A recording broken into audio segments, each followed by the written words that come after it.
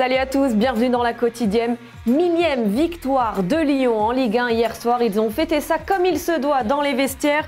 3-0 contre l'OM, vraiment, c'est leur bête noire ces dernières années. Les Marseillais pas tout à fait satisfaits de l'arbitrage. Selon Sampaoli, c'est le tournant du match. En el momento de los errores arbitrales éramos mucho mejores, definieron totalmente el partido. Lamentablemente fuimos perjudicados, pero eso ya no lo podemos cambiar.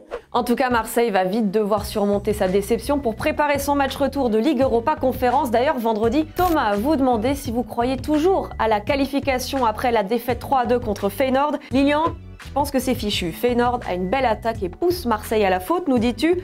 Bala Seydi, t'es plus optimiste. Pour toi, un but d'écart au Vélodrome, ils peuvent le faire. Et surtout, tu espères bien qu'ils vont y parvenir. D'ailleurs, une dernière info sur ce match, Sampaoli a précisé hier que ce serait bien Steve Mandanda dans les cages. Cette défaite de Marseille, elle relance le suspense au classement de la Ligue 1 à 3 journées de la fin. Elle fait d'ailleurs les affaires de Rennes et de Monaco qui ont tous les deux gagné ce week-end et qui se rapprochent donc à 3 points de Marseille. C'est notre question du jour. Selon vous, qui va terminer deuxième de Ligue 1 cette saison et donc décrocher la place qualificative directement pour la Ligue des Champions? On prendra 2 réponses dans les commentaires.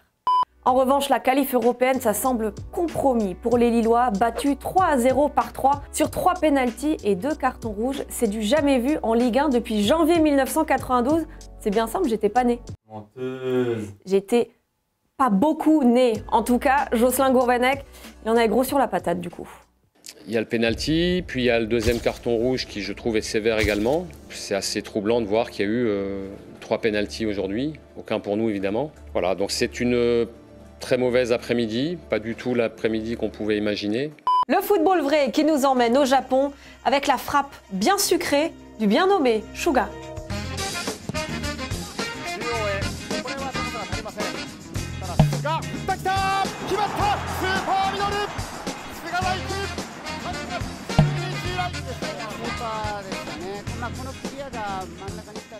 Et comme c'est lundi, on avait envie de vous donner une double dose pour bien commencer la semaine et cette fois, on file en Italie.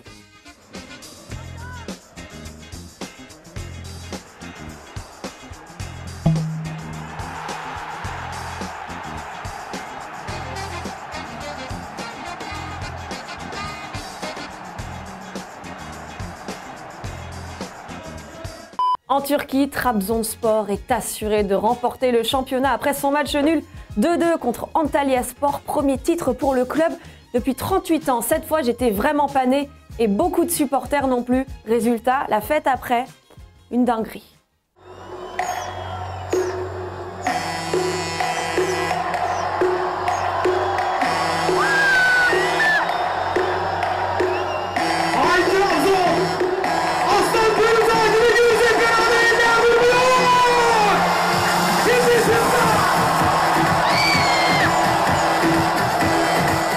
C'était un peu plus soft samedi pour le titre du Real Madrid pour la 35e Liga de son histoire, mais tout de même beaucoup de monde en centre-ville pour voir passer les joueurs sur le bus à Impérial.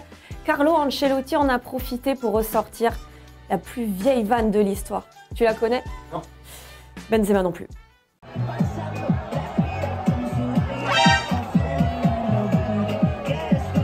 Ah là-bas, forcément, il a fêté ça avec sa chaise, la love story de la saison. Quel couple fabuleux.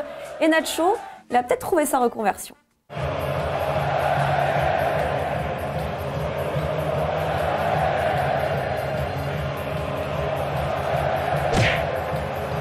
Allez, c'est la fin de la quotidienne. On se quitte en images et en musique avec le top 3 des buts d'André Pierre Gignac, à nouveau meilleur buteur du championnat du Mexique pour la 3e fois de sa carrière.